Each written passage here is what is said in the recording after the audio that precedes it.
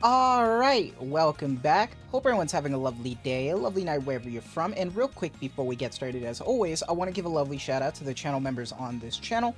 And thank you so much to these lovely commanders here that you see on screen. Thank you guys so much for your guys' constant generosity and support to me as always. It really means a lot to me, so thank you guys so much. And if you guys are actually interested in becoming a lovely commander yourself, if you are interested in any of these cute and lovely emotes, loyalty crown badges, you want a special role in the Discord, make sure to join the Discord. But as always, if you choose to do so, thank you so much. Just remember, that's not the only way that you can support me. Just watching the content like you are right now is truly the best way. Liking, subscribing, and commenting, everything really does help, so thank you guys so much. And for today's video, we kind of have an exciting one because overnight we did have another horrible English stream. I'm sorry, but hopefully they move away from that because do not care for the live streams at all. At this point, I just wait for the info and the patch notes to come out because it's better to just talk about that in one. There is going to be timestamps for wherever you want to go down below. We got a big one, so this is going to be a bit of a yap. So let me scoot on over. Let me get started. Let's put it on screen right here. And as always, we are at Stovepost for their patch notes, taking a look at what's coming in the update right after maintenance. So first off, we are getting Chapter 2 of the Forbidden Catalyst. It's going to be a new story, so make sure that you finish Chapter 1, Episode 9, Joint Investigation Begins. Alongside this, we are getting the Great Rift. Remember that the Great Rift, alongside every other challenge mode, you need to either use basic save data or the Forbidden Catalyst season save data. Obviously, seasonal save data is always superior, and there's going to be two parts to this. There's going to be the first half after the maintenance, and the second half after maintenance on Christmas Eve. And the way that this works is that you get two teams to kill an unkillable boss, and you try to get as much damage as you can to get a total score, and there is going to be a limited number of turns, and there's going to be record rewards based on the highest score you achieve. Weekly cumulative rewards based on the total score, merit rankings, and with these merit rankings, you can actually see like what teams they use to try to reach a certain degree, and you can try to copy that so you can get a higher score yourself. So it kind of reminds me of like almost like solo raid, but instead you can't really kill them. It's just more of like seeing how far you could go, which I think is kind of cool. And you just see the little rankings. This is going to be huge like whale bait pretty much, or like the extremely like OP free to plays. Maybe get a chance. We'll see.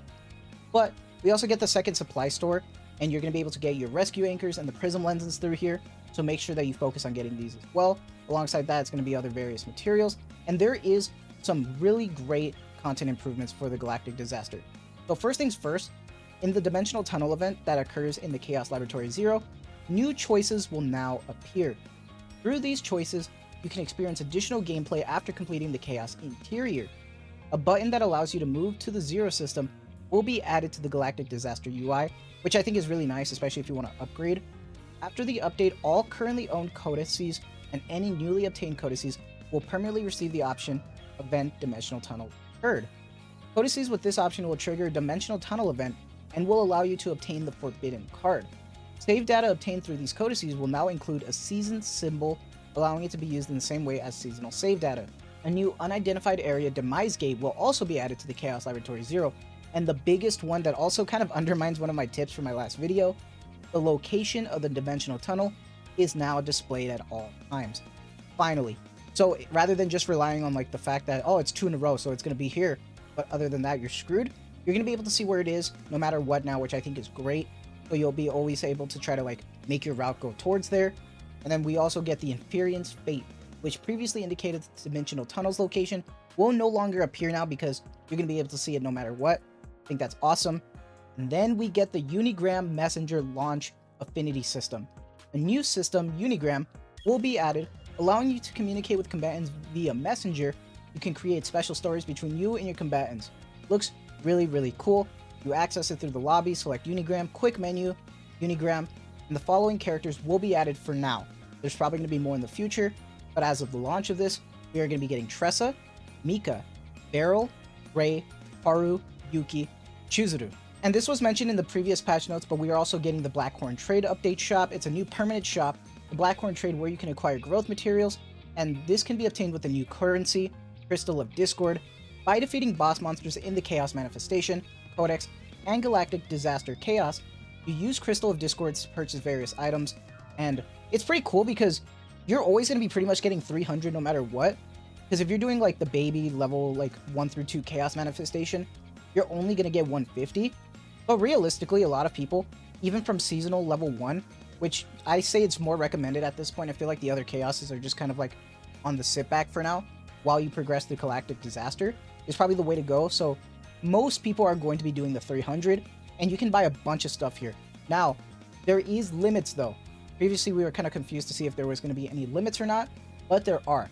And 5 times per month, if you use 600 per pull, you can get some rescue anchors, only 5 of them, but then there's a lot more manual stuff that you can get, a lot of growth stuff, really nice for the units. There's no limits.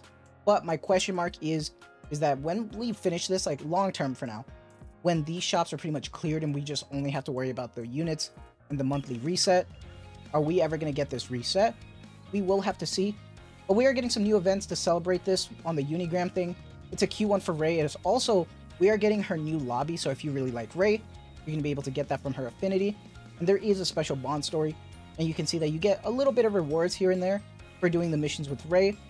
Really cool that they keep like advertising Ray. I remember you get her for free, and now you get more of her, so kind of sweet. So cannot wait to experience that. And then we also get a 21-day login check-in, and every 7 days we get some pretty good goodies.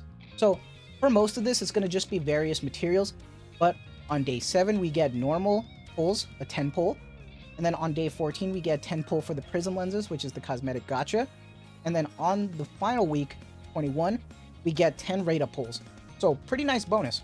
Now this isn't only going to be up for 21 days, this is going to last until January 14th, so there's going to be a lot of time for you to do this, but still, if you're logging in every day, it can't hurt. That's great to see. There's going to be a little trial for Chizuru. You get a little bit of reward, so why not do it? And then we get to our lovely girl, Chizuru. She is going to be a Void Psionic character. And yes, I know, another Void. Some people are not going to be pulling because they already have invested a lot of Voids. For me though, kind of perfect because I only really invested into Tressa. Slowly building Rey now because it looks like she's going to be really handy with Chizuru. But I'm going to use this as a moment to pivot because this video is kind of both talking about the patch notes and also breaking down Chizuru, which I think is really important. And I'm going to be talking about everything, but before we even talk about her cards or anything, I think it's really important to understand what she does because we don't know what her terms mean, so there's no point in reading the cards first. So let's see what she does. So her exclusive talent, Bind. When bind cards of this unit are in hand, you stack into one card, and if bind is 3 or higher, you change it into the Shadow of the Moon Plus card. And when the card is used, it resets your stacks and you basically go back to 0, and you can have a maximum of 5 stacks. Now she also has an exclusive resource called Will-O-Wisp. And then when she gains 5 Will-O-Wisps, you also create one Shadow of the Moon card, and when the effect is activated, it decreases Will-O-Wisps by 5. So this is another resource to build those Shadow of the Moon cards, so you can try to make it into the Shadow of the Moon Plus. And then she gets this exclusive effect called the Cursed Shackles. When an ally uses an attack card other than a bind card on a target with Cursed Shackles, you gain 1 Will-O-Wisp, so that's how she builds that up for herself. For each hit, when applied to a different target, removes Cursed Shackles. So what this means is that for the Cursed Shackles, this can only be applied to one target at a time. If you move it to another, it will remove that mark from the other person and go to the next enemy. So this is single target. And now Inhibit is kind of a buff and a debuff, because it stops her from gaining any AP except at the start of the turn or on Ravage when you basically break their tenacity, and adds 1 hit to the Shadow of the Moon and the Shadow of the Moon Plus card. So it upgrades her in exchange for kind of stopping your AP flow. So now that we know like the basic terminology of everything that she does that affects her and it's exclusive to her, let's talk about her cards. And I'm going to talk about the ones that we saw from the EN stream just because they're a bit more specific rather than the vague ones that we got in the patch notes. It does look a little crispy, so I apologize. But let's start with talking about Moonslash, which is a part of her basic attacks. You get a 60% times 2 damage right there. So a nice 2-hitter right there. And then her Spirit Flames ward is just like a typical, just normal 100% shield. But Karmic Flames is where everything starts getting interesting. So initiation, so this is going to be at the very start. You deal 100% damage, you apply 1 Cursed Shackle, and then also, this part's a little bit of a question mark, but then it says Cursed Shackles again, add 1 hit. Kind of unclear how this is going to work, if this means that this is going to apply an additional hit on top of the Cursed Shackle you've already given. We will see. And then Tsukuyomi right here is a 0 cost, 2 Will-O-Wisps for each hit of the next attack card of this unit used. So you really want to use this before you start hitting, so you can build more of those Will-O-Wisps, so you can build more of those Shadow of the Moon cards that we previously mentioned. And now the Inhibitor is mentioned here with Bound at Dusk, the upgrade card. At the start of the turn, you gain Inhibit, you decrease the cost by 1 until 1 random card of the other commands are used. So realistically, this is going to stay at 0 until you use the cost of someone else's card. then it basically goes back up to 1. So really, you only want to use this when you're in two situations where you're ready to use the Shadow of the Moon Plus card, or when you're slowly about to be there, like you just need one more round. You do not want to use this at the very start, because the whole point of Chizuru is that you want to build these binds so you can stack up the Shadow of the Moon cards, so you're able to get a huge nuke off with the Shadow of the Moon. And then we also have Oni Hunt, which is a haste card. Haste being that I believe that their action count doesn't go down after you apply this, and it's a 60% times 3 damage plus 30% damage amount to the next bind card used. So that's going to be pretty good as well.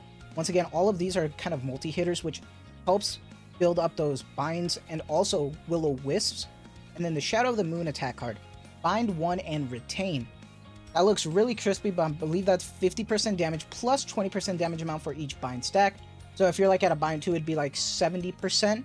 And then Shadow of the Moon Plus, this is a unique one with bind 3, because remember, you need a minimum of 3 before you get a Shadow of the Moon card. And it's 70% damage times 2, heal 5% of the max HP, plus 20% damage amount for each bind stack. And with this Shadow of the Moon Plus card, you're really going to want to use this as an opportunity to try to maximize as much as you can, get all those additional buffs before you unload this card. That's why they're all kind of low AP cost, but this card can really do a lot of damage if you build it up correctly. So that's why you want to wait for using that Bound at Dusk at the last moment that you can. I'm definitely interested to see how this is really going to work, because I like this kind of deck. It looks really interesting, and I don't want to see any Doom posting, so hopefully it's not like that at all. That's why I try to avoid the Reddit or anything, because after the whole Yuki debacle, she still ended up pretty okay. I honestly don't trust any people like day 0 or day 1 anymore, because man, it gets crazy.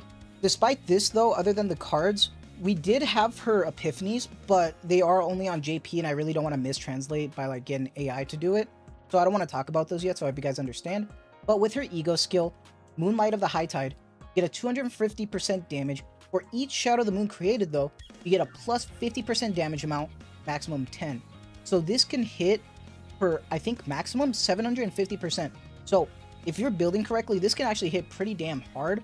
Not bad at all. You can see that it is a 5 cost though, which kind of interesting, seeing that this actually has a pretty good multiplier in comparison to like someone like Yuki, but still not bad. Now we also have her Manifest Ego here. Her Manifest Ego is kind of straightforward, but I do want to talk about the first 2 in particular. The rest kind of just seem like normal DPS increases, but her level 1 gives plus 20% damage amount to the Shadow of the Moon Plus card, plus 3% to recover the amount of maximum HP. So some nice little buffs there for the Shadow of the Moon Plus, and giving some more max HP. But her level 2 is where it's interesting, because when using a Shadow of the Moon Plus card, you create 1 Shadow of the Moon card again. So really more powerful for generating these attacks, and the fact that you get an additional one is kind of crazy. I feel like in this case, this is also kind of like Yuki, where like E2 kind of looking pretty good. The rest though just kind of look like basic, you know, 3 through 6. Like they look like nice, but most of the time it's just going to be DPS increase. The first 2 look interesting, so maybe I might be pulling again for another E2 situation. We will see. Other than that though, we do have her partner, Itsuki. Kind of a shame though, because she looks fantastic, but a little bit interesting because this is definitely hyper specific towards her. And also, this is broken down in percentages, and I think this is based on their ego or not. So we're just going to stick to the base copy. So like, you know how it says 8 to 16%? Realistically, everyone's just going to have 1, so we're just going to stick with 8%. So the assigned commands attack is increased by a basic 8%. Every time the assigned commands card is stacked, plus 5% attack card damage amount. There's 3 stacks, so you can get a maximum amount of 15%. And then every time 1 attack card type is used by the assigned combatants, deals 3 hits, you get a fixed 30% fixed damage to the target. That seems really low, but this also doesn't seem like it has like a 1-turn requirement. So you can keep doing this, so maybe that stacking up will actually benefit you going forward. And then Ego Skill Moonlit Leisure, which is 4 ego points. You get 200% damage to all enemies and applies the Fierce Wind effect. The Fierce Wind effect gives a plus 50% damage amount to attack cards of the assigned combatant for 1 turn. That's really nice right there. But also, this is restricted by 1 turn, unlike the other one, so that's the difference right there, so just keep that in mind. Other than that though, they did show off a few synergies, which I thought was funny, because the Void one looks cool with Tressa and Ray, but the Cassius, and then for some reason, they accidentally got it wrong and put Passion Luke when it's actually Order, so Don't know why they got that wrong, because on the JP side it was fixed. And then there's also one with an interesting one with Yuki, Chizuru, and Nia. So I wonder how that one's going to work. But that's basically a quick TLDR of how she's going to work. Hopefully when we see her, we can get a better build and look at her epiphanies in-game to get a better idea. But other than that, we are going to be going back to the patch notes after all that yap. But hopefully that helped. Now with improvements, the Affinity System is getting a huge overhaul here because there's going to be a favorite gift system now with 15 new gifts in mind. Each combatant has 4 types of favorite gifts, and giving a preferred gift grants additional Affinity XP. When you give a combatant a preferred gift for the first time, you will receive an extra reward. Favorite gifts can be checked in the Send Gifts pop-up window. A new favorite gift data featured will be allowed, allowing you to view each combatant's favorite gift, so you can keep that in mind. That's actually really nice. A few UI changes that make everything better level up animation as well, and the gift system related to the excursion content will be improved. Additional gift items will be available and obtainable during excursions. The list of the gift items obtained during excursions will be further categorized by area. As gift items are added as excursion rewards for each area improve, the acquisition rates of each gift will be adjusted. And then a new Arc City policy that grants gift items will be added as well. And alongside this update, we are getting the better reduced 80% for the leveling up, and you're going to be getting all your currency back in the mail after this update to help show off that difference. So hopefully a lot of people get a lot more units after this. No, a lot of people can be broke. This can be very, very expensive. So hopefully this helps you guys. And interestingly enough, with this new Basin of Hyperspace, we are getting introduced to 2 new memory fragments. We are getting the Judgment's Flame, which is a 4 set that gives a plus 50% damage amount to instinct cards used to targets in a ravaged state. And then Orb of Inhibition. It's another 4 set, and when hitting 2 times with 1 attack card, you get plus 10% damage amount to void cards for 1 turn 2 times per turn. They're going to be adding a new Simulation Flames in the Orb for this, and then also this is going to be added to the Chaos Loot and crafting in the memory fragments. Now with the previous mentions of Raid, there is going to be a new lobby that you can get for her, so hopefully if you got her at level 7, I think this is what you're going to be able to get now. Looks cute, looks sweet.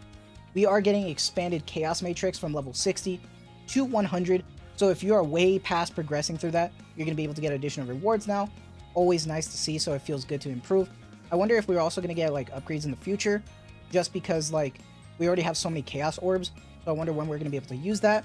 And also, if you've been working on battle missions for Chapter 6, you'd realize that the currency you get is actually the blue currency, so it's not as good, especially for being a high level, and they are realizing this, and they're going to give you some premium data and try to exchange it as well to try to make up for it. A lot of other improvements as well though. Policy rewards in Arc City will be increased. Just a lot of stuff going on, a lot of improvements to animations, rate adjustments, some new whale products, and a lot of bug fixes. So pretty damn nice to see that they are doing a lot of work trying to improve this game as much as they can. Having some big W's here. I'm really excited. It's looking like to be a pretty solid update. Combine that with Nikke, we got a lot to do. Let me know what your guys' thoughts are on this update. Are you interested in Chizuru? What are your thoughts? Are you still saving? I'm honestly interested to see when we're going to see our first limited, especially getting close to the holidays, if that's going to be a thing. We will see, but that is going to be it from me, so I hope you guys have a lovely day, lovely night wherever you're from, and as always, thank you so much for the constant support. Take care, and have a good one.